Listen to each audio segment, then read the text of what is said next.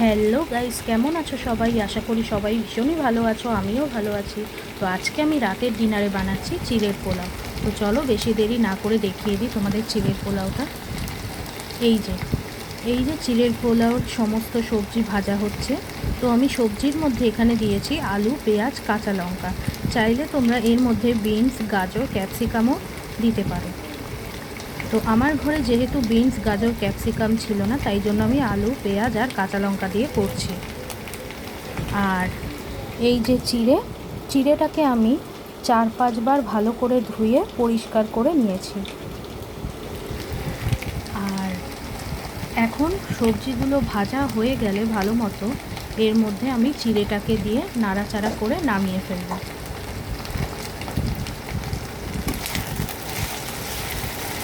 তো এর মধ্যে আমি একটু অল্প করে লবণ দিয়ে দেব।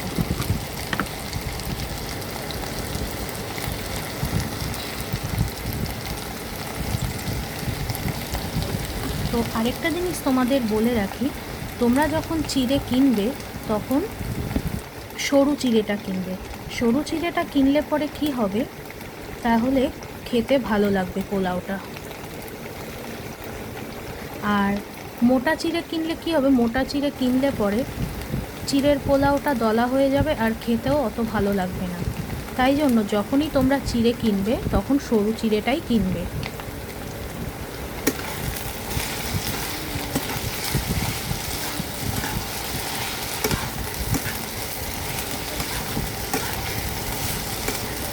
এবার আমি সবজিগুলোকে খুব ভালো করে ভেজে নেব।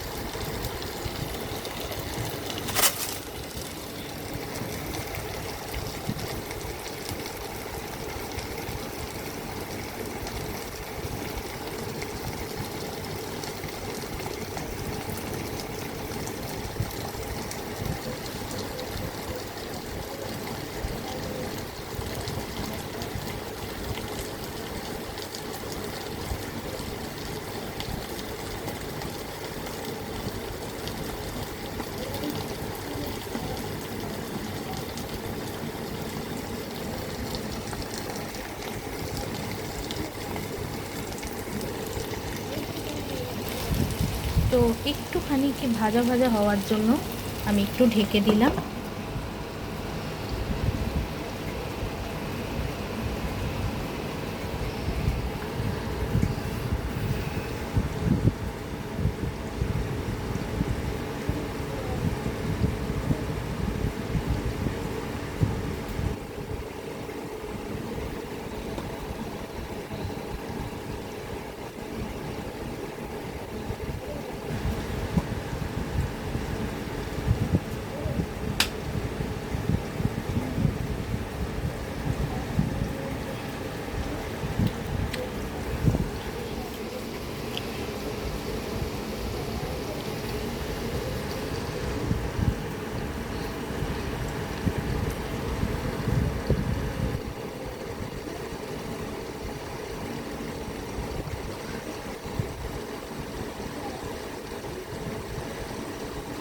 তো একবার ঢাকনাটা খুলে আমি একটু নাড়াচাড়া করে নেব।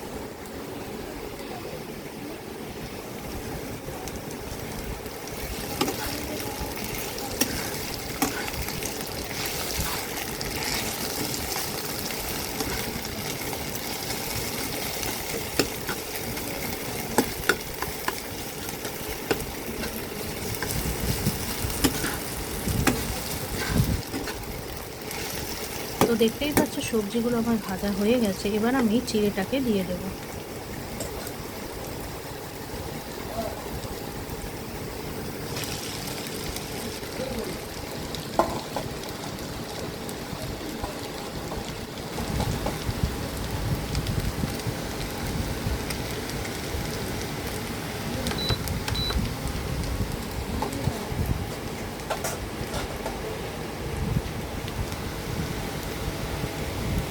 এবার আমি অল্প করে একটু সামান্য নুন দিয়ে দেবো, তারপর সামান্য একটু চিনি দিয়ে দেবো।